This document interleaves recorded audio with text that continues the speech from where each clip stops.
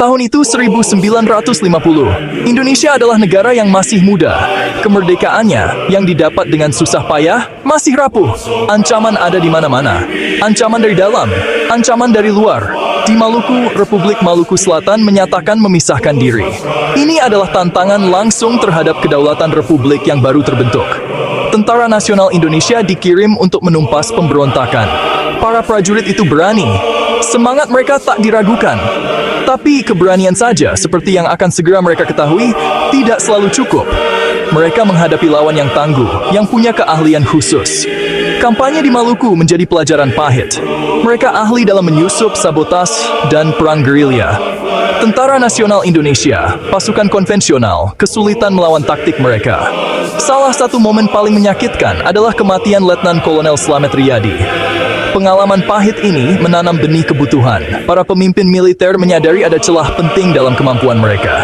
Mereka membutuhkan pasukan yang bisa menandingi, bahkan melampaui keahlian khusus musuh.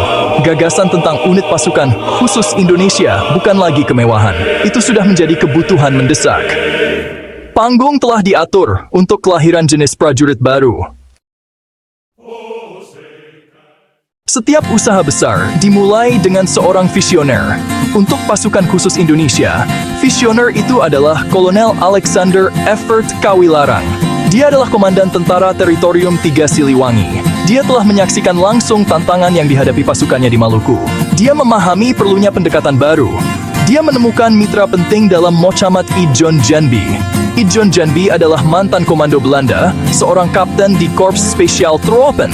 Berasal dari Belanda, dia memilih menjadi warga negara Indonesia setelah Perang Kemerdekaan. Dia memiliki keahlian dan pengalaman persis yang dibutuhkan Indonesia. Kolonel Kawilarang melihat potensinya. Dia merekrut Ijon Janbi untuk membangun unit baru ini dari awal. Pada tanggal 16 April 1952, sejarah tercipta. Di Batu Jajar, Jawa Barat, Kesatuan Komando Tentara Teritorium 3 Siliwangi, atau KESKO TT, secara resmi dibentuk. Ini adalah cikal bakal dari apa yang kemudian akan menjadi Kopassus. Ijon Janbi, yang sekarang menjadi mayor di Tentara Nasional Indonesia, menjadi komandan dan pelatih pertamanya. Pelatihannya sangat berat. Itu dirancang untuk mendorong rekrutan hingga batas absolut dan lebih jauh lagi. Ijon Janbi membawa serta standar pelatihan komando Eropa yang tanpa henti. Dia menuntut disiplin ketahanan dan kesetiaan yang tak tergoyahkan. Dia memperkenalkan baret merah ikonik, simbol keberanian yang dikenakan oleh pasukan terjun payung elit di seluruh dunia. Dia mengajari mereka keterampilan perang hutan, pertempuran jarak dekat, dan pengumpulan intelijen. Bersama-sama, kedua pria ini meletakkan dasar yang kuat untuk unit militer Indonesia yang paling ditakuti dan dihormati. Reputasi seorang prajurit tidak diberikan. Itu didapatkan. Itu ditempa dalam panasnya pertempuran. Bagi para komando yang baru dibentuk, medan pembuktian mereka adalah hutan Sumatera yang lebat dan tak kenal ampun. Pada akhir tahun 1950-an, pemberontakan PRI dan Permesta mengancam akan memecah belah bangsa. Para pemberontak dilengkapi dengan baik dan mengenal medan. Ini adalah ujian besar pertama bagi para komando, yang sekarang dikenal sebagai RPKD. Mereka dikerahkan untuk menghadapi ancaman internal ini secara langsung. Hutan Sumatera adalah musuh yang tangguh itu sendiri. Kanopi tebal menghalangi matahari, medannya berbahaya, penuh rawa, sungai, gunung.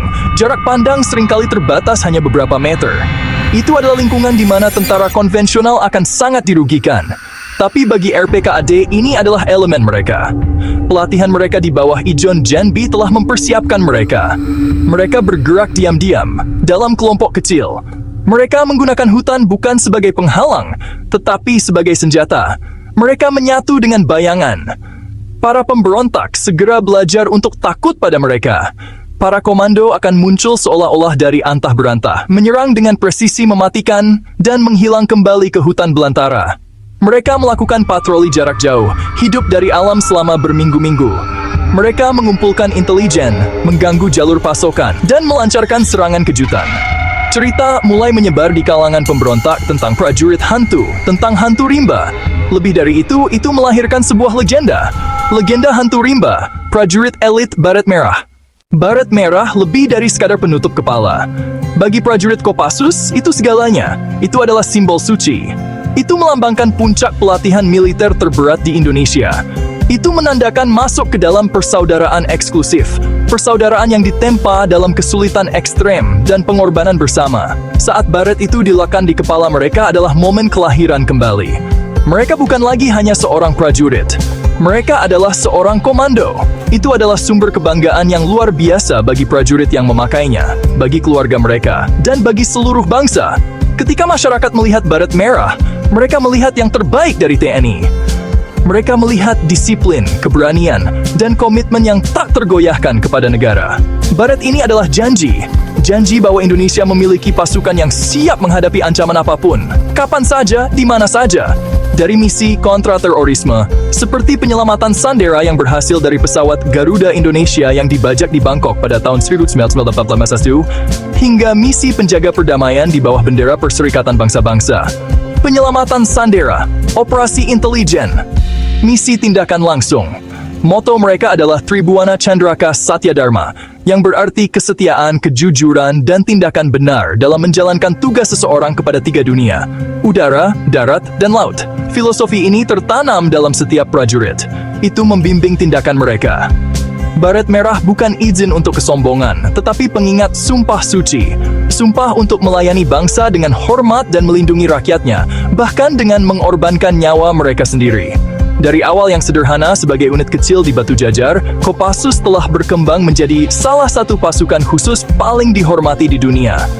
Mereka adalah dan akan terus menjadi kebanggaan bangsa dan penjaga diam masa depannya.